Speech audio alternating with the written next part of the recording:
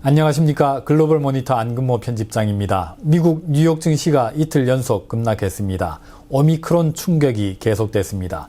다우존스 산업지수 200일 이동평균선이 무너졌습니다.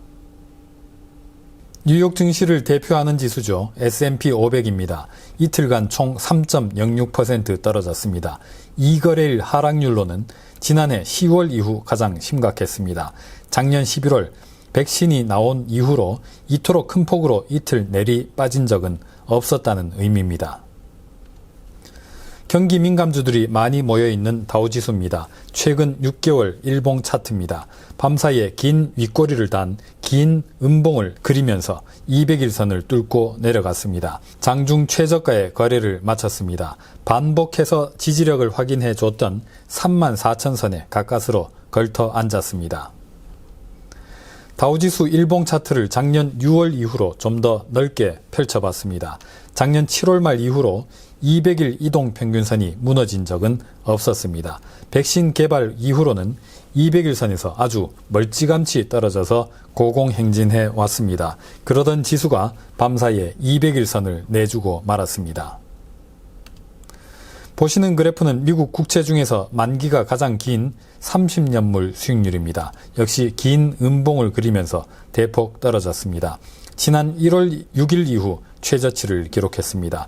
지난 1월 6일 차트에서는 보시듯이 이렇게 장대 양봉이 그려져 있습니다. 장중에 어떤 재료가 등장해서 금리가 대폭 뛰었다는 의미죠. 미국 조지아주에서 실시된 연방 상원의원 선거에서 민주당 후보 2명이 모두 승리하는 이른바 블루웨이브 서프라이즈가 있었던 날입니다. 미국 국채 시장의 기대 인플레이션을 보여주는 브레이크 이븐 레이트 5년 만기물입니다. 2%가 채 안 되던 5년 기대 인플레이션이 1월 초 조지아주 선거 이후로 내리치고 올라가서 지난달 중순에는 급기야 3.25%에까지 도달했습니다. 즉 지난 1월 5일에 치러졌던 미국 조지아주 상원의원 선거는 이번 대대적인 인플레이션 사이클의 출발점이었습니다. 그 선거를 통해서 상하 양원을 모두 장악한 미국 민주당은 대대적인 추가 재정부양책에 나서서 다시 한번 헬리콥터 머니를 뿌렸습니다. 그렇게 해서 대폭 뛰어올랐던 5년 기대 인플레이션이 이제 10월 중순 또는 5월 중순 수준으로 밀려 내려갔습니다. 보시는 차트는 미국 국채 중에서 인플레이션에 가장 민감한 30년물 수익률입니다. 장대 음봉을 그리면서 대폭 떨어져서 지난 1월 6일 이후 최저치를 기록했습니다. 연초에 시작됐던 인플레이션 트레이드가 이제 완전히 되돌려지기 직전에 이르렀습니다. 미국 원유의 벤치마크죠. WTI 서부 텍사스 원유 선물입니다. 이번 오미크론 사태를 겪으면서 역시 200일 이동평균선이 무너졌습니다. 작년 11월 초 백신 개발 발표 이후로 처음 있는 일입니다.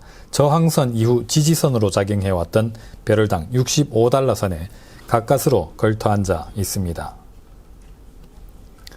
미국 S&P 500 지수의 밤사이 흐름입니다. 큰 폭으로 반등해서 보폭을 확대하던 지수는 뉴욕 오전 11시 반부터 방향을 틀어 내려가기 시작했습니다.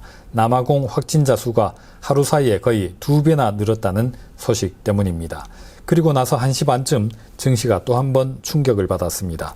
미국 내에서 결국 오미크론 환자가 나왔다는 뉴스가 있었습니다.